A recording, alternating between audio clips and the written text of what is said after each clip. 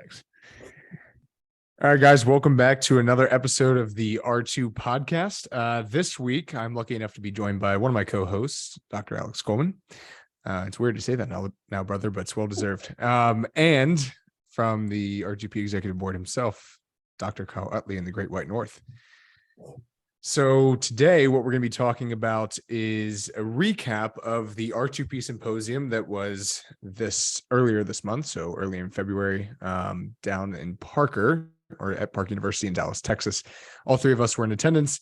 The two speakers this year were Dr. Annie O'Connor, PT, and from World of Hurt fame, as well as Dr. Steve Capobianco from Rock Tape, one of the co-founders. So the title of the symposium was Reconceptualizing Pain, or essentially how we are starting to look at pain through new lenses and how we can more directly impact it from patient to patient in a variety of new ways and classification systems. So with that, Alex, if you want to give us a little rundown about what you kind of took away from this seminar and what the overview looked like.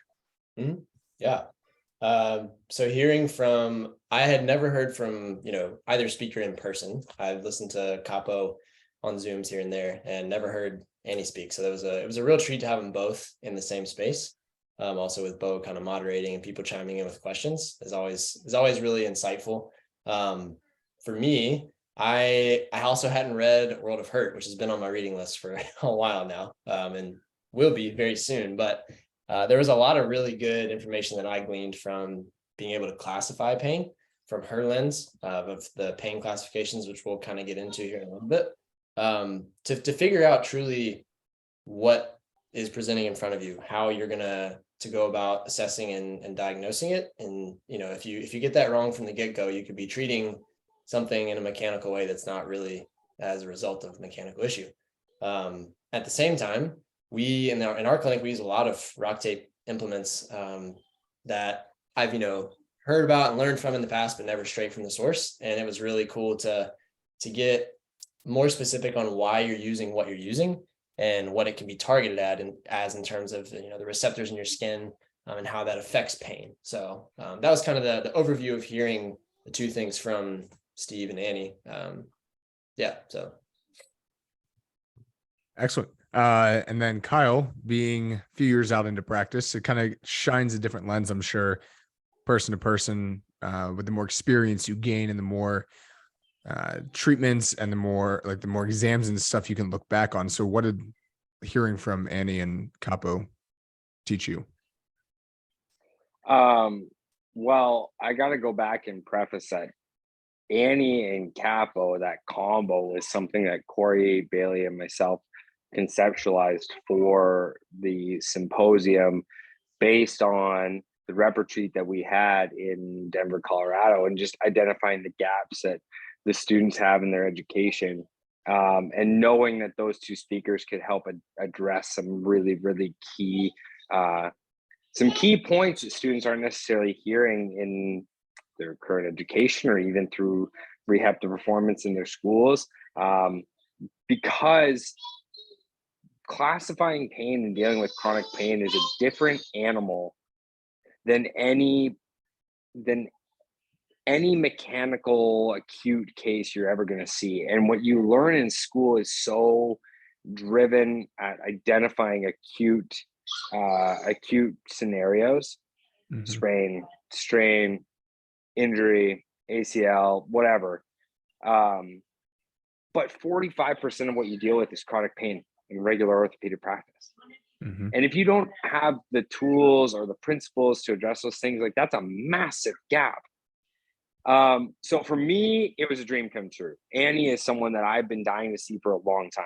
I've read all of Annie's stuff since I was in chiropractic school. I continually seek out her podcasts. I've listened to the same Annie O'Connor and Joel Tata podcast 18 times, and I continually listen to it and pick out new things. So that was kind of a fanboy moment for me. But hearing Steve Capobianco put a manual therapy lens on chronic pain was mind-blowing for me, because really what we know about chronic pain is that education is the key, and it is vital.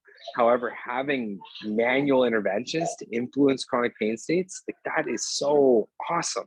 Mm-hmm. Yeah. I think they both come from similar but various backgrounds and experiences that they have used to kind of glean, like pull from, to change the way that they are looking at chronic pain. Annie's is so much like downtown Chicago, patient education, PT background, obviously McKenzie background, but then also the different tools and stuff that we can use in terms of questionnaires and risk assessment forms and all that, that she's used to kind of help classify pain. So that way she can kind of become that sniper. Instead of the shotgun approach, she can determine what is the probably most likely source of,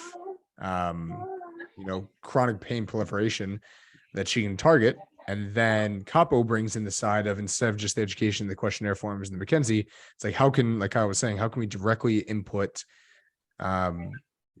input through tools or through touch, or through a kind of interesting sensation and mapping system of the body, how we can like directly impact the human in front of us in a chronic pain setting. Like Kyle said, he's right. There's so much that we learn in school constantly. Like, okay, they have a disc bulge, or they have a sprain or strain. It's like, what can you do to make changes for those people? And we're pretty decent at that coming out of school. We're not great by any means, but we have a general sense of how that looks. But like you said, 45% or so of the population coming out is, they don't have like they didn't just roll their ankle. They didn't just blow an ACL. They didn't just like throw the shoulder out of their socket. Like, they're coming in because they've had low back pain for 3 months, 6 months, 10 years, 30 years. Like, those are the people that you're not just going to find a sprain or a strain on. There's might be some tissue irritation, but you're probably dealing more with more central sensitization, more central pattern stuff. So with that being said, Alex, can you walk us through like 3 of the like peripheral nervous system type stuff, that the classifications that Annie brought to light? Yeah. The first 3 were in the PNS. You've got 2 in that nociceptive category of inflammatory and ischemic, which would include more of what we probably were prepared more to treat in school, that Kyle was just talking about, with sprains, strains, things of that nature, actual injury, and how going about those things, how we would treat that would either be through some sort of, if it's chemical irritation, some type of NSAID or steroid injection, things of that nature. If it's mechanical, obviously, like Annie kind of showed through our case study example, was finding a directional preference, as she has a lot of experience with McKenzie, and I'm sure a lot of you guys do too. I know all 3 of us use it pretty frequently. And then in terms of the ischemic category, you've got looking more at the tissue itself or the function. So as the tissue, it can be, a combination of both, but is that tissue actually in a really shortened, weakened state, or where you need to actually build some muscular endurance, or is the pattern of that underlying, that tissue's undergoing, like not optimal? And so that's why it's having this ischemic event. That final category being more peripheral neurogenic, and that's going to be neuropathic in nature, where you're either talking about nerve entrapment, or it's actually having like a tension problem, right? So for those of us who are familiar with neurodynamics and the works of Michael Shacklock, just as a very brief generalization, when you have a tightness, an issue with the nerve being able to tension, you would use like a tensioner, right? So we're going to tension the nerve from both ends, distally and proximally. And then on the opposite, if it was an entrapment of that nerve anywhere around its peripheral traverses, it goes through between tendons, ligaments, muscles, all that stuff, then we would use more of a slider, right? So we're moving that kind of like floss through the different areas that nerve moves. So those were the kind of the 3 main things that I feel like we talked a lot about in club, right? And in school, but that's only half of the things that Annie had to talk about. And as Kyle pointed out, probably right at half of what we're actually seeing in practice. Yeah. So then my question for Kyle would be like, why do you need to even classify this stuff in the first place? Like, why are you going to treat an inflammatory patient versus an ischemic patient differently? And why would you not do ischemic treatment on an inflammatory patient and so on and so forth? Dude, that's a T-ball. That's a That's T-ball. a T-ball. Take it. Sorry, my daughter wants to shake her. Thank you. No, sorry. We're not gonna play. You guys can't see, but Kyle's daughter's hand just pulled up like it looked like that with his. He has a little hand. I'm so sorry. She just wants to play. That's such a softball. It's a T-ball. Why do you have to classify pain? Well, it literally directs every one of your interventions.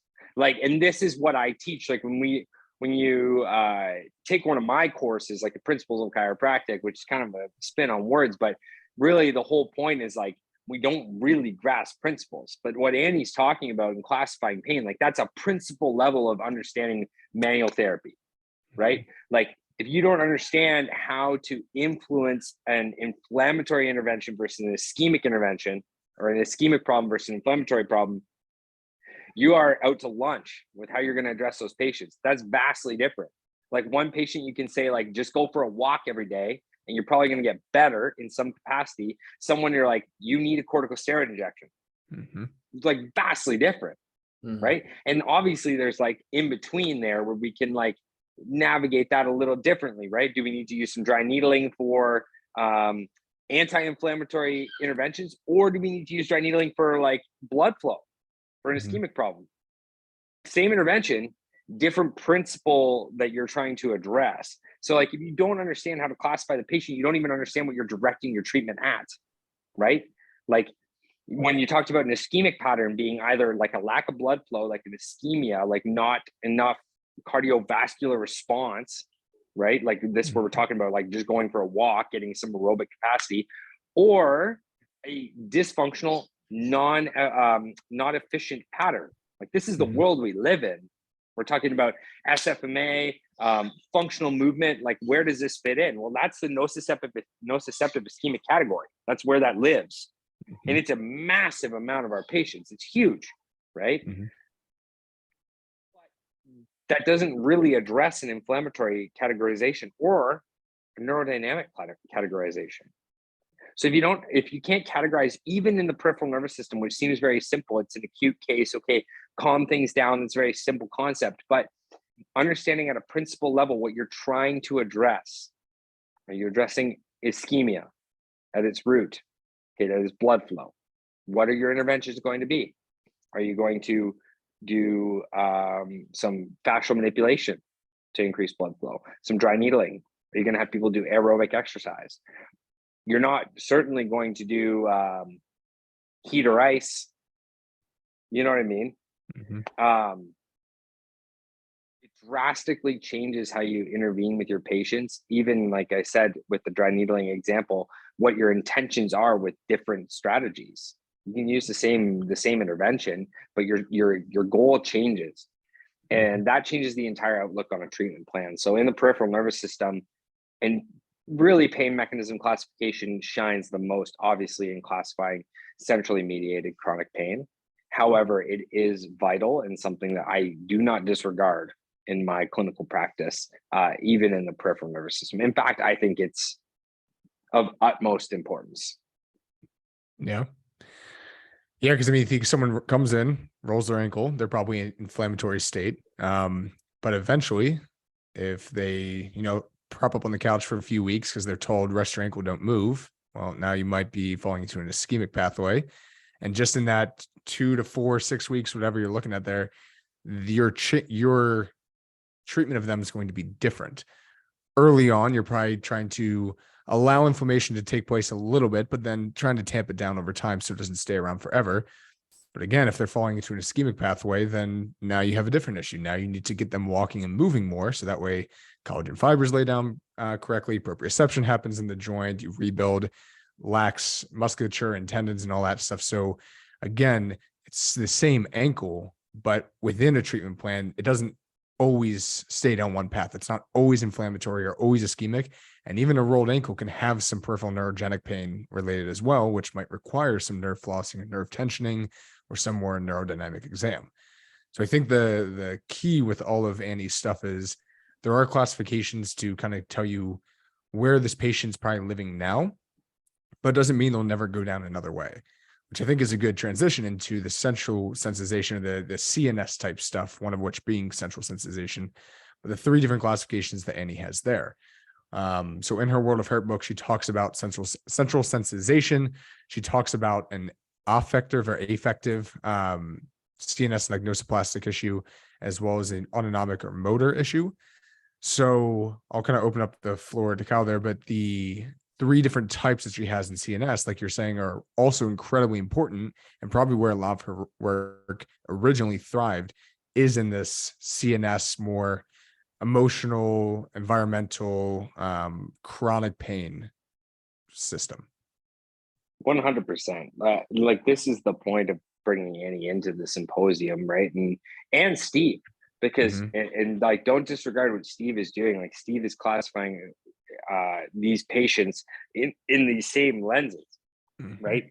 Like, Steve talked about affective states and the role of breathing and fight or flight, right? Like the fear and anxiety aspect, not just from like a psychological standpoint, but from a tissue standpoint, which I thought was incredible.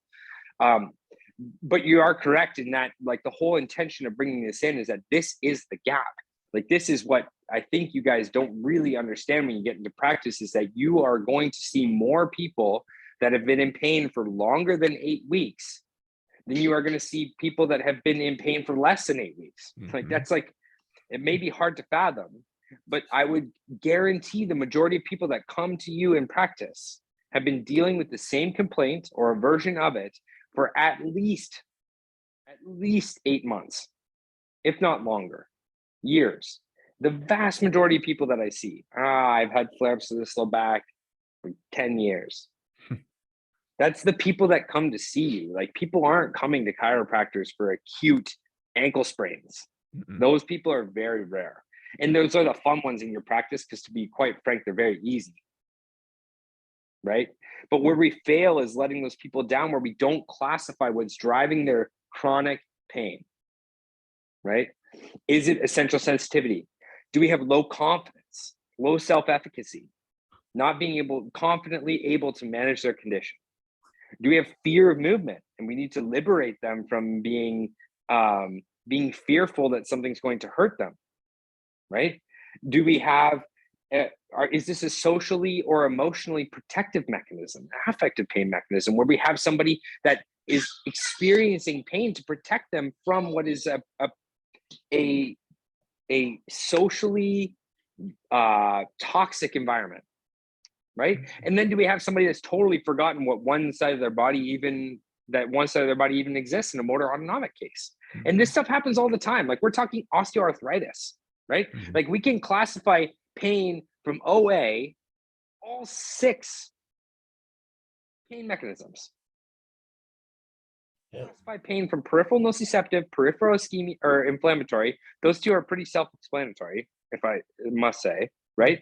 Neurodynamic, we could have osteoarthritic inflammation of the sciatic nerve, the sural nerve, the saphenous nerve, any of the cutaneous nerves around the knee.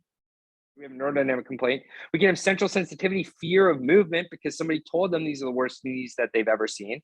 You better stop running, because you're going to break yourself, or you'll be on the couch forever. Those are nocive, that's nocivic language that classifies people in that same case. Motor or affective mechanism, this is somebody that can't go hiking with all of their girlfriends because they have OA. Right? So now we have an affective pain mechanism. And then motor autonomic is very simple. We just have lost somatosensory mapping of this knee, because it's just like, is it moving? You can classify the same case in like 6 different classifications. If you don't know what you're treating, those have 6 drastically different treatment plans, right? So, and I'm talking about something that's like, that can also be classified as mechanical. This isn't even just like centrally sensitized or like centrally mediated pain. So, like, the world is so vast, it seems so daunting, that being able to apply like such a simple, like something such as simple as like a yellow flags risk form, right? Like, to classify patients, and then just, you can confidently say as a clinician, hey, I need to develop some confidence. That's it. That's all I need. Just got to make them confident that they can manage this knee. Right. Or I need you to just bring some awareness to the fact that, hey, like this isn't a knee problem. This is a thing that like you can't do with your friend's problem. Mm. Right. So like, let's address that. Let's learn how to cope with that. Let's learn how to hope for a better future. Right. Because we know that. So like, I think that if I were to go back when I was a student and spend more time learning one thing, it would be to classify centrally mediated pain. 100%. Bottom line. Yeah. That's the one thing that I would tell, like if someone's like, I need to learn one thing that's going to be the key for me in clinical practice, like just classify centrally mediated pain. You're going to do really well. Yeah. Well, it's amazing how many times you'll miss stuff that's centrally mediated because you're looking for the musculoskeletal complaint, right? You're looking at the knee osteoarthritis and thinking, how do I address that? Which is probably part of the puzzle, but where's the bigger puzzle? Like those people I've heard multiple times in just the 2 or 3 months that I've been out on preceptorship saying, yeah, I got told that it was severe osteoarthritis in this knee or this hip, and I haven't done anything else because I'm scared to move. Do you think it's really bad? Like, what's it feel like to you? Like they are super aware of like what's going on. Because they've been told so many things. And then you are another voice coming in to tell them it's actually not that bad. Your hip moves really well. So now they're trying to juggle, who do I listen to? There's a few different like stories I'm being told. I think our story, as long as you do your due diligence and you're not lying to them and not trying to give them false hope, but assuming everything checks out and they are more of a confidence case that they need to just rebuild some confidence in their movements, that your story is more hopeful and easier to latch onto, because this is what people want. They want to get back to movement. They want to be able to go hiking with their friends or continue running or whatever it is. But again, you have to do your due diligence to make sure that they are that person in that category. Alex, do you have anything to add to the centrally mediated stuff?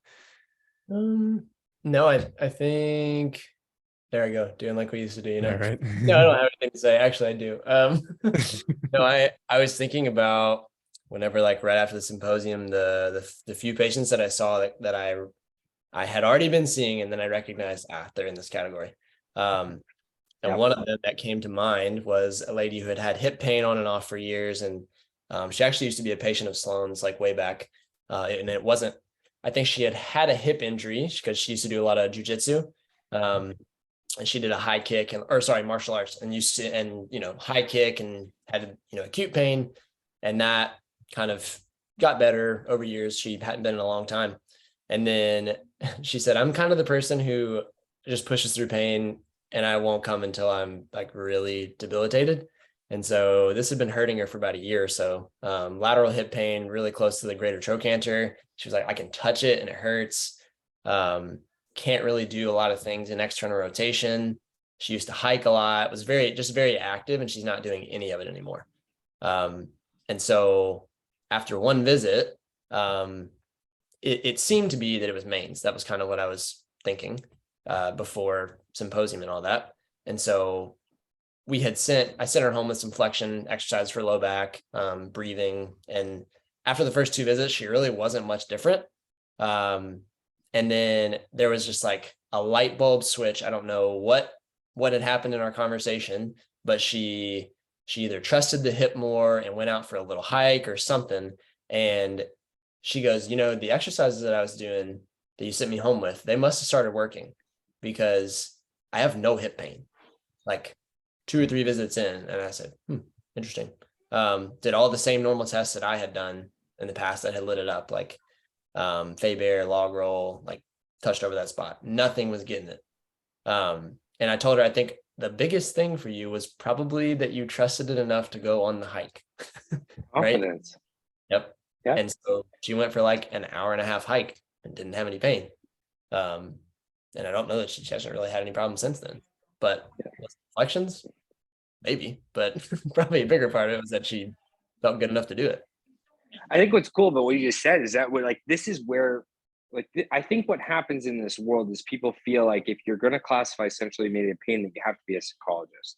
And I think what people need to understand, this is why we brought Steve in to mediate with Annie, is that manual therapy and exercise intervention fits into managing these people. Mm-hmm. What changes is your intent and your language. And I think that's why it's so important to classify, because you can do rock tape over an area to address a peripheral nociceptive inflammatory complaint, ischemic complaint, or a centrally sensitized complaint, and just decrease threat by gently stimulating fascia, like Steve discussed, to decrease perceived threat of an area, right? This is like what you're talking about in regards to the exercise that you gave her. You gave her movements to establish confidence that her hip was able to do what she wanted to do. It had nothing to do with the function of her hip or the low back. Like, you're not desensitizing all these crazy things. Like, like you see her for 3 visits, like, really, you didn't create a functional change. Like, sorry to burst your bubble there, Alex, but like, it takes longer than that. It takes longer than that. Right. But what you did is you established confidence. You gave her the ability to confidently manage her complaint, to be able to go out and use that hip again. And she's just like, boom, like, wow, look what I can do. It's amazing. That overprotective mechanism, like her body, like, that's like in pirate infested waters, and the lookout's just like screaming at every single light it sees in the distance. Like, you just took her and like put her in a really safe, beach somewhere. Like, okay, I can chill. This is good. And that's what did the ticket. And I think that's what I mean is, like, we don't change our interventions, but this is the whole point of bringing on Steve and Annie together. It's like, we can classify pain and intervene in an exercise manual therapy fashion with different intent to make sure that we're absolutely targeted in like a true N=1 approach. Mm-hmm. Right. Which is cool that you were able to do that right after the symposium. It's awesome. Yeah, I want to be very clear. We haven't talked much about Capo's stuff yet, because I think giving the picture that Annie kind of, at least to me, gave me an umbrella or lens to look through, and then help me see Capo's stuff more clearly, because his stuff is much more like cutting edge, early thought process type stuff that is a little more difficult to understand, but still incredibly valuable. So we'll get to that, but it's still mind blowing. So it is coming. But the last thing I want to talk about with what Andy kind of exposed a lot of us to. I'd heard about this before I even came to chiro school, but I've recognized that a lot of other people haven't. So I think it's important to bring it up now, is what Kyle was talking about, that yellow flag risk form. This thing is money, and it's only 13 questions. And I think it probably should be in everyone's intake form, and maybe you should get rid of some of your others. The goal with this one is essentially to help establish potentially what pain classification your patient is falling into, but even more specifically, like how much of the pain or the dysfunction that they're feeling or they're presenting with is centrally mediated. How much of it is coming from a psychological or a central sensitization kind of stream first. So that way you can kind of get a sense of the conversation even beforehand. Is this person afraid of movement? Is there some past psychological or physical trauma that they're trying to avoid? Or the motor autonomic stuff? Are they really just like kind of, there's been so much pain in some area for some time, or they're kind of avoiding using some joint that they actually lost essentially connection with? Is this the left side of my body or the right side of my body? So this form is really key in kind of honing and all that stuff, and can really help open up a conversation early on in an exam. Instead of like trying to dig through all these questions, like really get down to the nitty gritty. A couple of the questions are, how much anxiety have you experienced over the past week? Or how much depression have you experienced over the last week? And if that's a high score, that gives you somewhere potentially to like wade into those waters of, what's been going on and why are you feeling this way? And has your pain kind of increased during the times during the week or the month when you feel the most anxious and most depressed? Because that could be the primary driver that you could have a bigger payoff if you help someone kind of establish a pain journal, or even just recognize that when I feel anxious, my knee hurts worse. Because then instead of rubbing out the knee or giving them knee flexion exercises or whatever, it might just be a more psychological driver that, again, you don't have to be a psychologist for, but it gives you some insight into this could be a bigger payoff off like earlier on. But you can still throw in all the manual therapy stuff as well. Kyle, you use your yellow flag form at work? Yep, 100%. it is the simplest outcome measure to give out. And what I want to make sure that everybody understands is like, this is not just a one and done outcome measure. This is also your clinical audit. Like, what do we talk about in R2P? What is the R2P clinical framework? The R2P clinical framework is auditing your work all the time. Global movement screen, specific functional assessment, functional audits, right? Well, the yellow flags risk form is part of your audit system. This is your check, recheck. Are you intervening on the right thing? If their yellow flags risk form is not changing, are you doing any good? Even if they report less pain, right? People can report less pain and not have any changes on their yellow flag risk form because there's only one question on the yellow flag risk form that rates pain. It asks about involved activities, right? Can you do this? Are you confident that you can do this? Are you confident you're going to return to a certain state? There's nothing there's one question that asks you to rate your pain, a VAS, right? The yellow flags is about, are you confident you can manage your condition? Do you have anxiety or depression around your condition? Are you sleeping properly? Do you have neurogenic symptoms, right? We're classifying pain here. It's not, and it audits your work. So absolutely in clinical practice, I use the yellow flags risk form, ideally on every intake, right? Sometimes every week, depending on my patient. If this is somebody that I think is essentially driven case, every single week I'm going to be intervening or having them fill out a yellow flags risk form. At least before the end of every treatment plan, which for me is like, usually I do 4-week gaps, 4-week blocks, 4 weeks reassessment, 4 weeks reassessment, 4 weeks reassessment, right? Like in a treatment plan. That way I don't get too far ahead of myself. Because it helps me audit my work. And if the yellow flags risk form is changing, like you discussed that ankle earlier, that changes from an inflammatory to an ischemic to a potentially centrally sensitized fear avoidance case, right? Very common. I want to know about it. 13 questions, takes like less than 2 minutes to fill out for your patients. If you have Jane, you can do it on your intake form. You can send them a form, you can have them fill it out in Jane. It's just like a chart note. Like, it's all very simple, right? It doesn't have to be complicated. You don't need a whole stack of paper.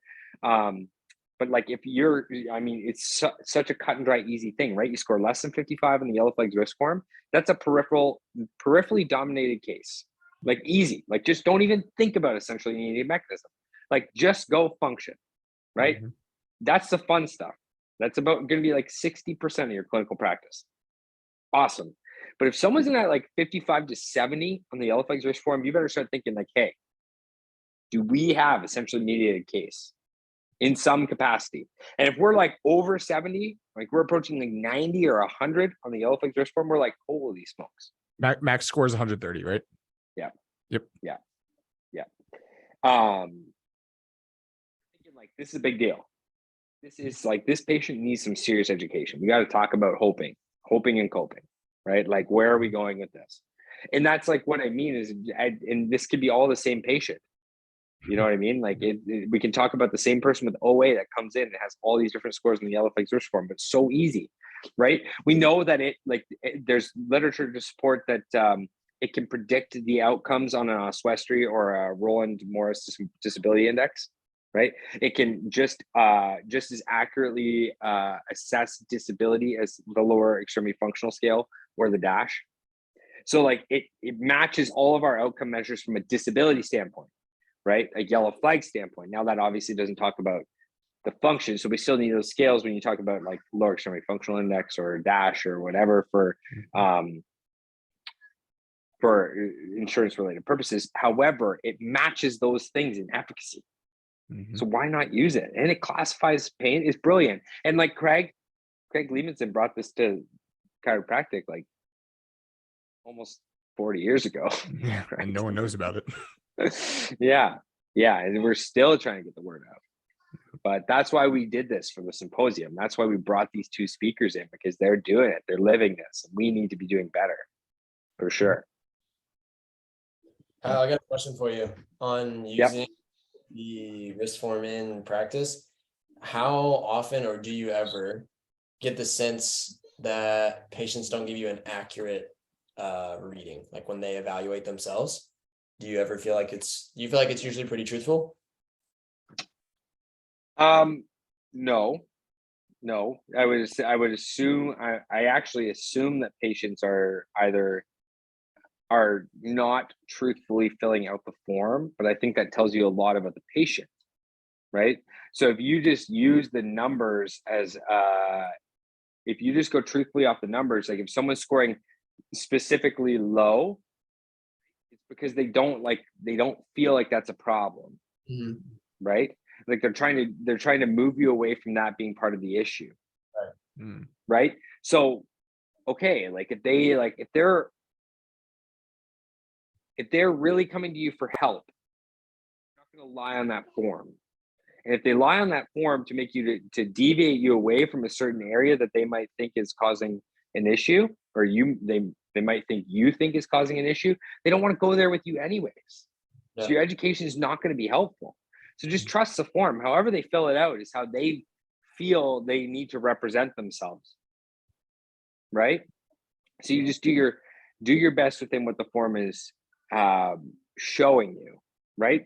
The one thing that I do think is really brilliant about the yellow flags risk form is it's not very specific, right? So when we talk about like a lot of the questions that we would think are self-efficacy, none of them are specifically like talking about confidence or how good about yourself do you feel, right? Like they're talking about like they're general questions that try and assess if you feel like you can manage your condition, and they're pretty well disguised.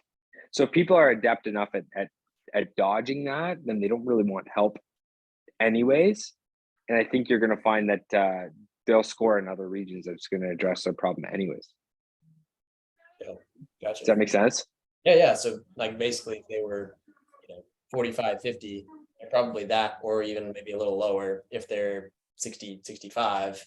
Exactly. 75, 80, they just don't want to disclose fully that they're. But you're already like, and that's why there's that middle ground on the form, right? When you talk about like 55 to 70, if someone's in that ballpark, that's where you're like, okay, there's some aspect here that needs to be addressed, right?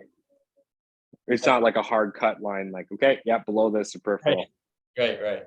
Yeah. Right. It's like these people probably want me to think it's a peripheral case, but they're scoring in like the 65s, 70s. I'm like, this may be essentially dominant case. Right. I'm not very specific on like the numbers because I haven't kept track of my practice, but I would like central sensitization is prevalent in almost every single case that comes in your office to some degree.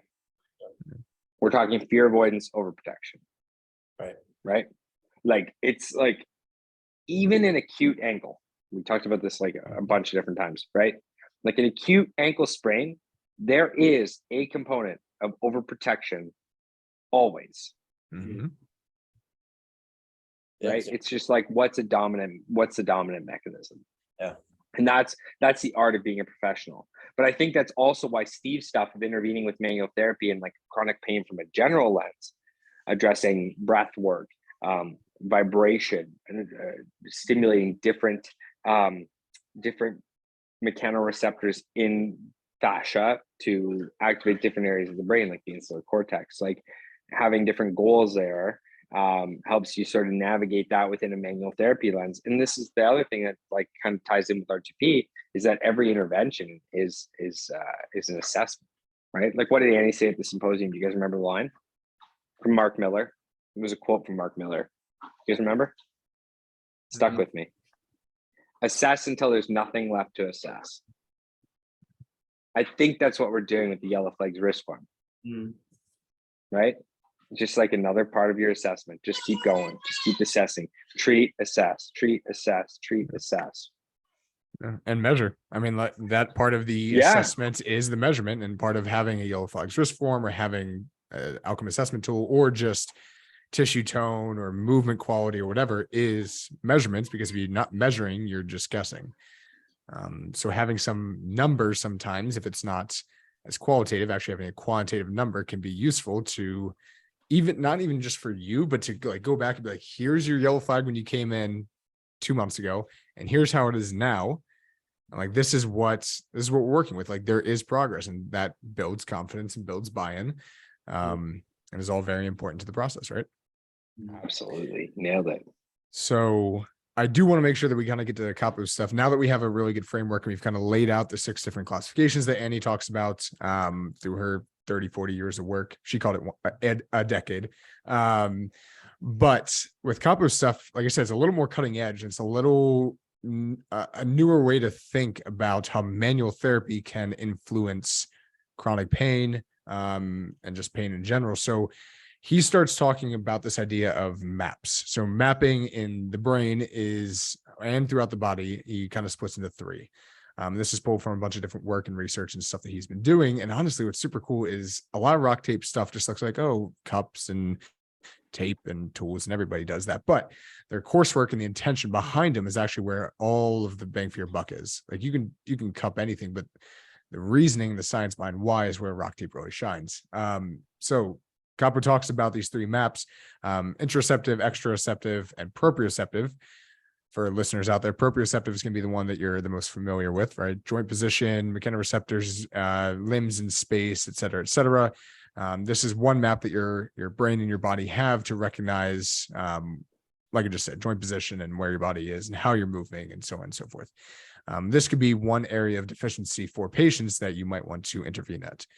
The other 2, interoceptive and exteroceptive, are things that we discuss in school, but we don't give them these titles and we don't think about them in the way that Capo's been talking about them. So the first one, exteroceptive, this one is kind of your sensory system of the body. So like skin, touch, your traditional 5 senses of taste, touch, smell, hearing, all that stuff, but how it kind of fits into the homunculus of your brain, how your body can sense, or how your brain can sense the areas on your body sensationally.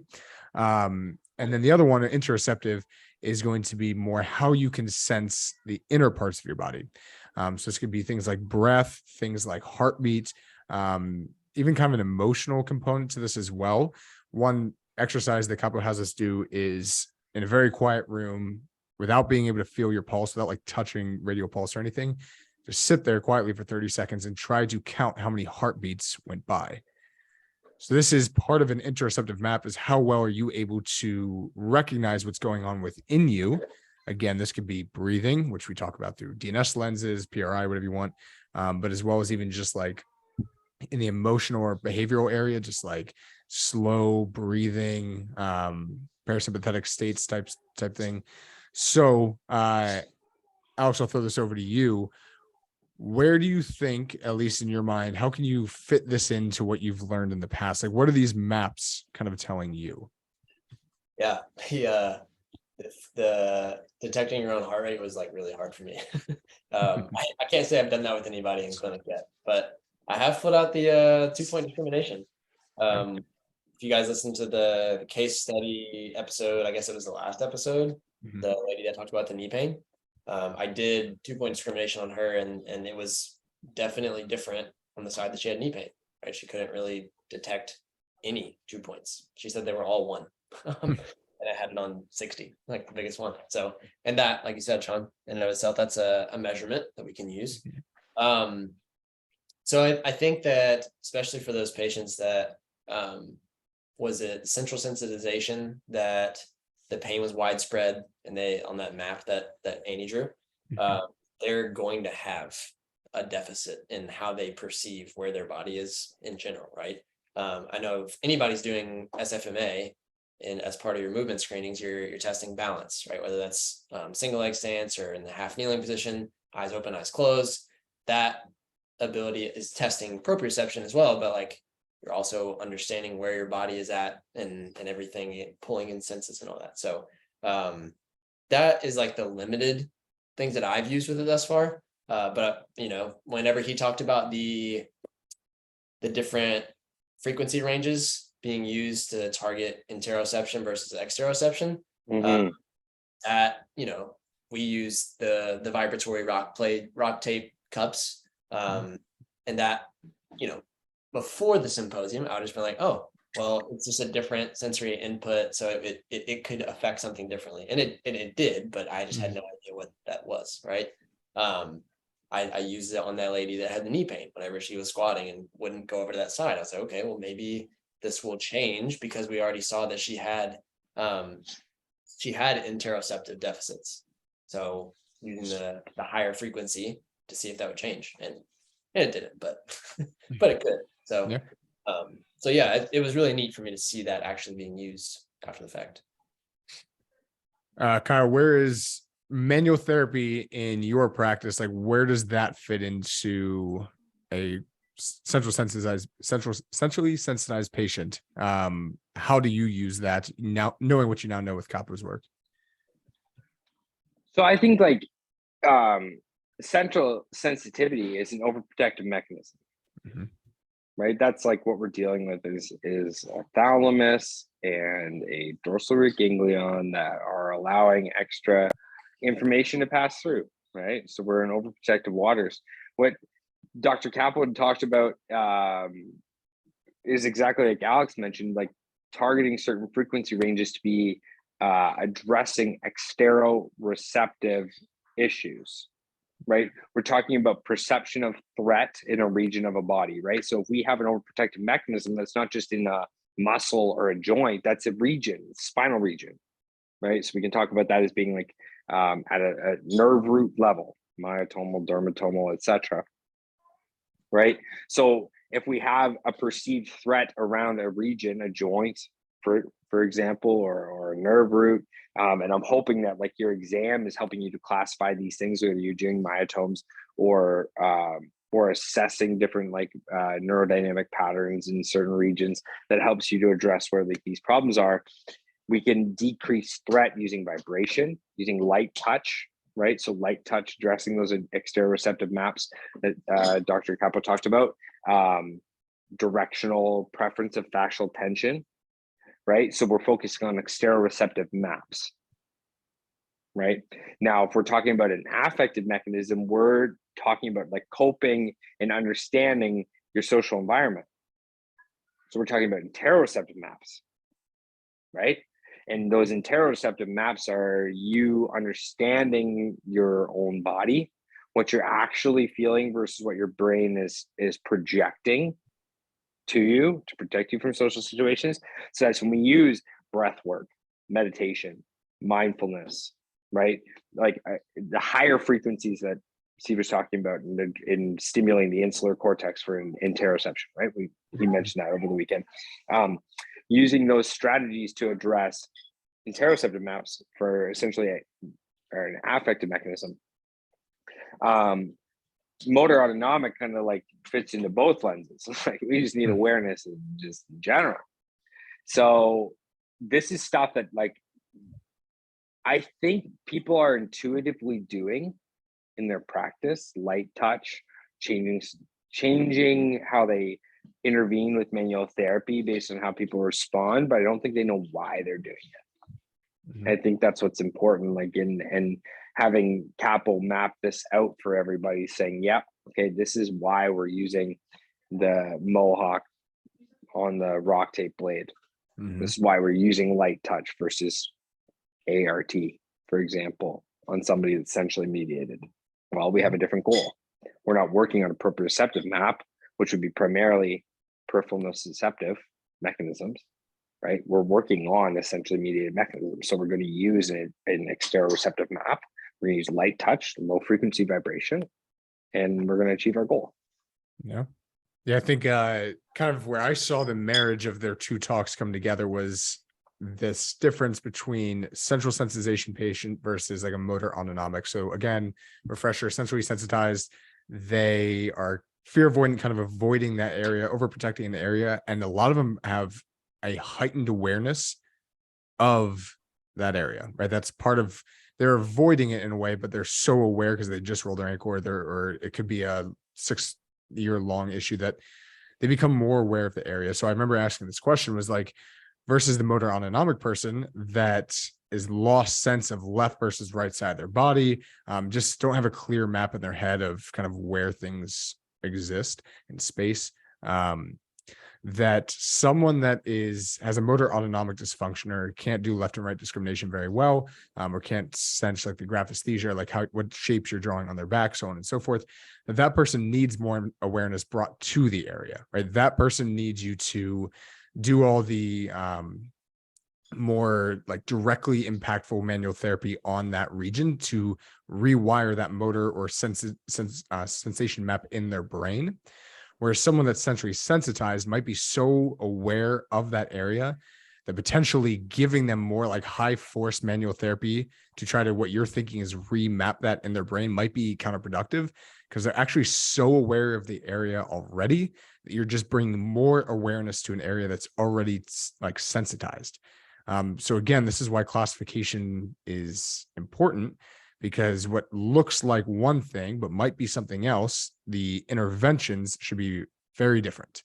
I don't know if anyone else has any thoughts on that or agree or disagree, but that's one thing that I took away, was that, again, classifications are important because drastically different interventions might need to be used from patient to patient.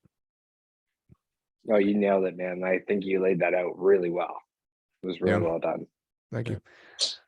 But yeah, so with that being said, the last 5-10 minutes here, I just want to get a quick summary from all of us about what this year's symposium meant to us, kind of what you took away, how this is going to change maybe what you're reading or some seminars you attend, or how you're going to look at patients differently in the future. Alex, if you want to start. Yeah, kind of as I mentioned in the beginning, it's obviously World of Hurts on my to-do list soon to read.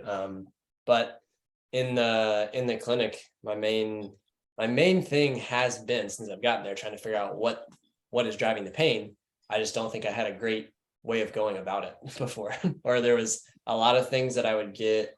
I would start spinning my wheels because I was trying to look a bunch of different directions at one time, instead of trying to be very simple and figure out, first things first, is it PNS or CNS, right? And that's like the biggest division of those two things that Andy's classifying pain with, and then from there further dividing into different categories. So really, is it something that I need to be even more aware of with my verbiage, which I try to do with everybody anyway. One, because I want them to like me and actually come back, but two, so that they feel empowered to do the things that I'm asking them to do, and that it's going to get them better. But when that needs to be more emphasized, I need to make sure that that's why I'm doing what I'm doing, instead of putting it a lot more into the necessarily more the fun things that we learned at school, right?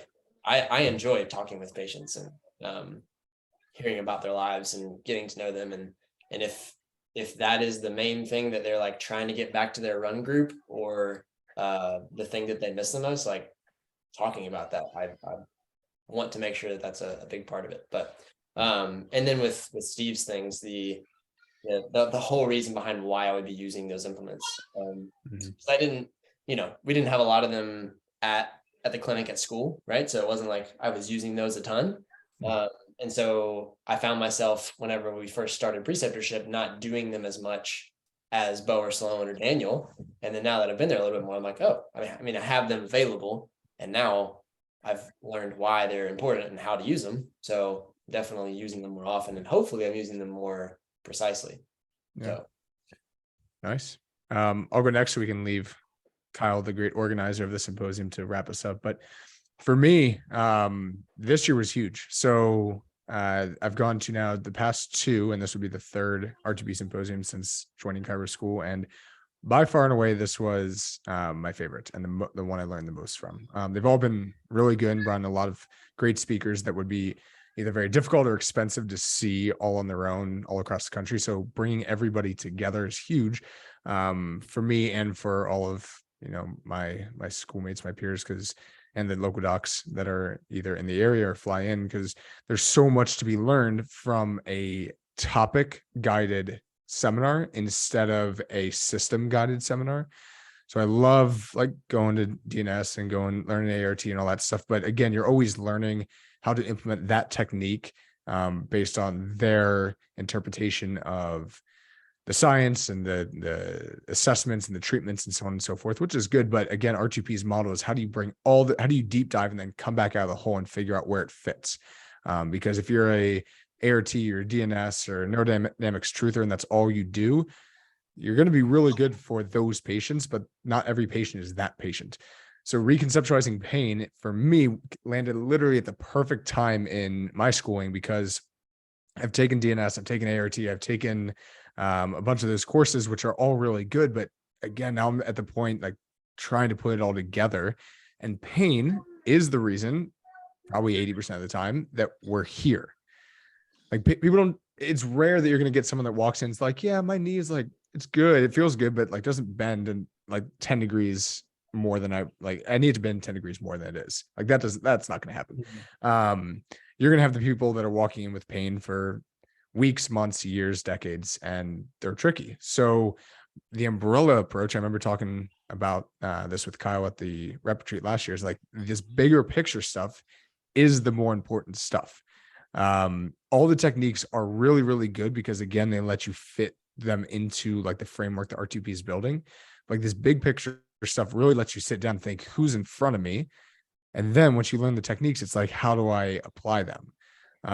So when the recording comes out and I have the opportunity to go back through my notes and continue to read Andy's book, like this is not something that you're going to pick up in one weekend.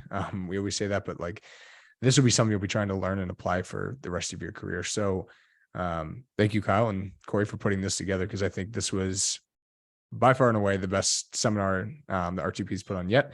And for the price that R2P does it for every year, like if you try to go to Annie or Capo's, like hear them live, you're going to be spending 4 times the amount. So thank you. I appreciate that. You can't discredit the rest of the board that worked their butts off to get it done. Bo and MA and Jeff and Kelly. Just a lot of work that went into it, but I appreciate what you mentioned in regards to the value, and something that I tell students all the time, not to get too off topic, but we spend so much money and invest so much of our resources into, like you mentioned, technique and methods driven education. And my desire for students is to maintain a broad lens. And I think that that's what we're trying to do with the R2P Symposium every year, is bring in speakers that are masterful at their craft, but integrate well with others. And I think that when you look at Steve and Annie together, both of them are applying work from multiple different camps within a broad lens to achieve the same results in different ways. But I think that's what's so incredible about being in the manual therapy or musculoskeletal healthcare world, is that you get to do that. But if you don't have a lens to look at it through, and you don't have like a system to apply it, you're just kind of hanging out in the weeds, and then you can get lost. You become a methods driven practitioner, and it just becomes boring. You get a lot of burnout, and then you lose your passion. So staying broad, and that's what we're trying to do with the R2P Symposium every year, is bring you new things and new schools of thought that fit within the same system, so you can just choose to apply whatever you want to apply. Yeah. Right? And that's what I took out of this year, is I learned that I learned a lot about how to like look at things from a different lens, right? Like to not just have a purely educational approach to chronic pain, to not just have a purely educational approach to peripheral nociceptive pain, to not ignore classification of peripheral nervous systems, to not just look at sliders and static openers for neurodynamic issues, and to also make sure we're tensioning properly. There's so many things I took out of it, but I think like the ultimate is just to say, like, can I be a more well-rounded, zoomed out practitioner? And I love that both of you guys mentioned that. So it was a great time. It was an unbelievable weekend, and we're already working on next year. It's going to be fantastic. Hell yeah. Yeah. If you're listening to this and you haven't been to an R2P Symposium yet, you are missing out. And that is, I'm trying to be as unbiased as I can, but we have a great time. Went to a Western bar and had a good time riding the bull. Even Kyle was out there. But yeah, so look for information in the next 6 to 8 months about next year's symposium. Usually takes place around February every year. And if you're not signed up for the R2P membership, the R2P residency, because a lot of this gold is on there, and every grand rounds, every topic that people like Kyle and Marianne and Corey and all them put together, extra lectures are all on there. And for students, it is dirt cheap. It's $10 a month. That's like one less Starbucks run, right? So much gold on there. There's forums and stuff that will be created that you'll have access to all of these great practicing docs and other students that have different insights into the way they run their business or the treatment styles they do or the things they've been learning. So great community. We always just try to be lifelong learners. So everyone's on level footing, level playing field, and no one claims to know it all. So check that out on Rehab to Performance's website. Any parting thoughts from my other two? I guess by the time this comes out, the recording, we're not sure when the recording for the symposium is going to be released yet. But we know that the AV team at Parker put in the work. Oh yeah. So yeah, it's that'd gonna be be really great. good. Yeah. Not alone just the quality of the information that you're getting, but the video is really good. So be on the lookout for that through the R2P website for when that's available. And definitely, like, if any of this conversation that we've had today intrigued you or piqued your interest, like, I would sit down and listen to the actual thing. So Absolutely. Yeah, it should be coming out.